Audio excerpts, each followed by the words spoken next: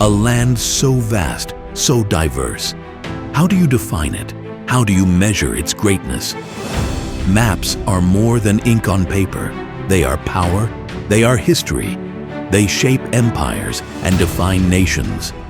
Before borders were drawn, before rulers claimed dominion, India existed in the minds of its people. A land of rivers, forests, and mountains, mapped not on paper, but in knowledge. From the earliest Indian scholars who mapped the stars, to the British who measured its mountains, this is the untold story of how India, a civilization of explorers and scholars, was mapped. From divine imagination to colonial precision, from myth to mathematics, from conquest to independence.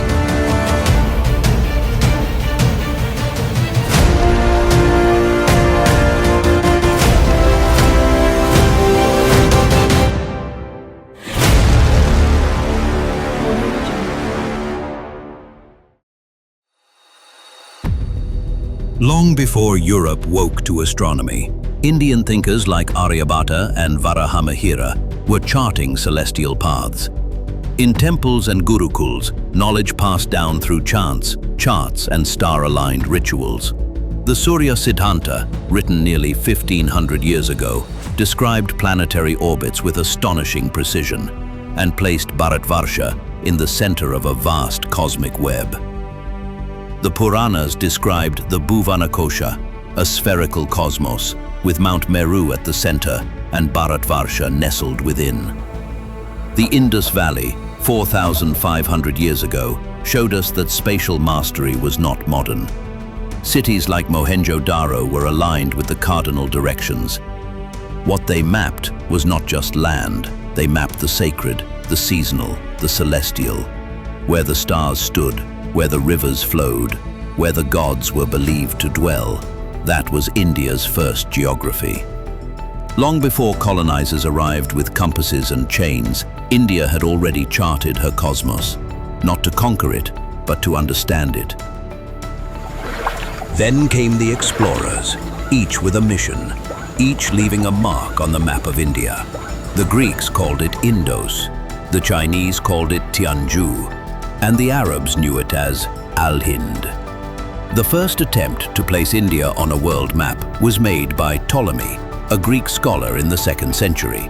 His works influenced early European cartography, but it was the arrival of invaders and travelers, like Al-Biruni from Persia in the 11th century, that provided detailed accounts of India's rivers, mountains, and cities.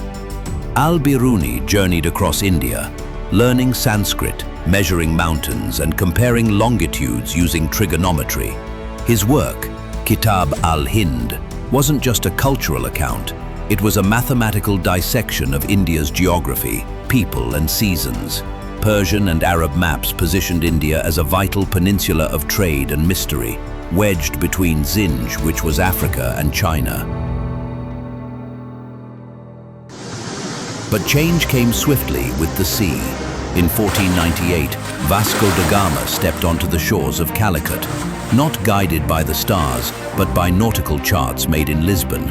With the Portuguese came forts, and with the Dutch, spice routes. But it was the Mughals who tried to blend the sacred with the scientific.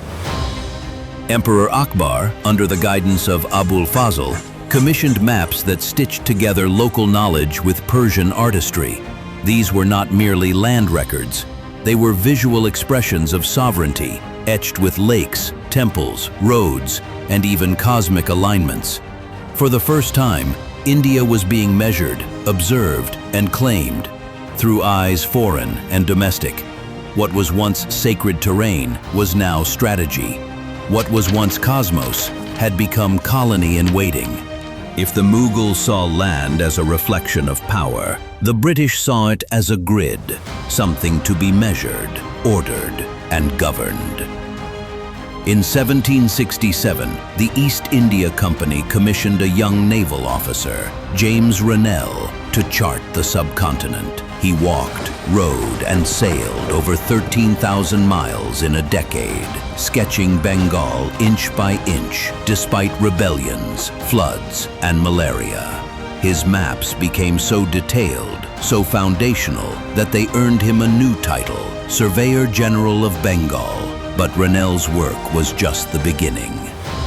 In 1802, the British launched one of the most ambitious geospatial projects in human history, the Great Trigonometrical Survey of India. It aimed to map the entire subcontinent with mathematical accuracy, using nothing but triangles, chains, and human grit. Over 70 years, they measured every peak, every river bend, and even corrected the curvature of the Earth. But to map a subcontinent, you need a center, a fixed point, an origin from which all distances radiate. For the British, that point became Nagpur. Tucked deep within the folds of central India, Nagpur wasn't just a dot on the map. It became the 0 mile, a reference stone from which roads were charted, distances measured, and the empire's vast terrain brought to scale. It wasn't chosen by sentiment, but by precision. Nagpur lay close to the geometric center of undivided India, making it the ideal heart for an enterprise of this magnitude. From this stone, the chains unfurled. Miles upon miles, walked, measured, recorded. By ordinary men with extraordinary endurance, hauling instruments through monsoons and malaria, deserts and deltas. At its heart was George Everest, whose name would one day label the world's tallest peak, but whose work remained largely unseen. He and his teams faced lightning storms, snake bites, collapsing terrain, but pressed on, knowing that to map India was to master it. Cartography had become calculus. The country was no longer a memory or myth. It was now a system of coordinates, heights, borders, and resource zones. But behind the science was always strategy. The British Raj used these maps not to understand India, but to extract it. Maps guided taxes, land seizures, railways, military campaigns. Every line drawn was a line of control. India was no longer just mapped. It was being divided, measured, and managed. What had begun with sacred hills and constellations now ended in property lines and prisons.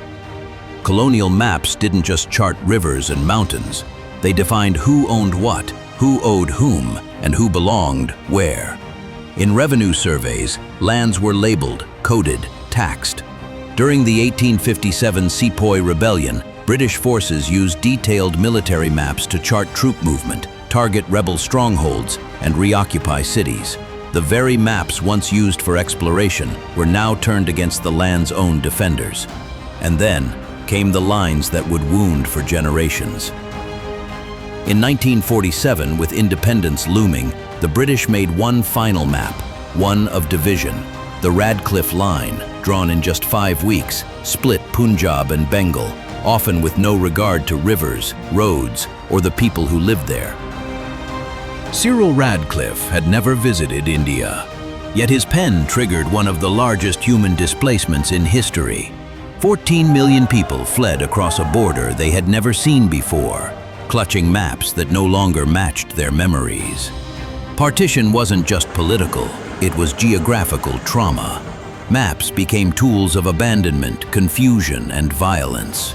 The very cartography that once claimed to bring order had now birthed chaos. The British had mapped India into obedience, and in leaving, they mapped it apart. When the British left in 1947, they took the empire, but left the infrastructure. And among the most powerful of those tools was the map. For the first time, Indians began to map themselves, for themselves. The Survey of India, once the servant of imperial command, was reborn, tasked with mapping a new nation's destiny. It mapped not boundaries of control, but connections of upliftment. Irrigation canals, dams, village roads, mineral belts. Cartography became development. Maps guided post-independence 5-year plans, helping leaders visualize not what was, but what could be. But something even more radical was on the horizon. India turned its gaze to the stars. In 1969, ISRO was born, not just to explore space, but to watch over Earth. With its IRS, Indian Remote Sensing satellites, India began photographing every inch of its land, mapping crop cycles, flood zones, forest fires, urban growth in real time. What once took decades with chains and theodolites could now be done in minutes, with pixels and pulses from orbit. And then came a digital revolution. GIS, Geographic Information Systems. Maps were no longer just printed sheets. They were layers of data, searchable, zoomable, alive. With a click, an Indian farmer could check soil health. With a tap, an urban planner could simulate a smart traffic grid. With a drone, a child in Jharkhand could map her school's rooftop for solar power. Cartography was no longer about borders, it was about possibilities. India, once mapped by empires, was now mapping itself, not as a subject, but as a sovereign intelligence. From ink on paper to pixels in space, India's mapping journey continues. Today, India maps not just its land, but its climate, its people, its resources. From space research to urban planning, from disaster management to AI-driven cartography, we are no longer being mapped, we are mapping ourselves. But the journey is far from over. India's maps are still evolving through AI, augmented reality, and real-time navigation. From Ptolemy to Google Earth, from colonial surveys to space-age cartography, mapping India has always been about discovery.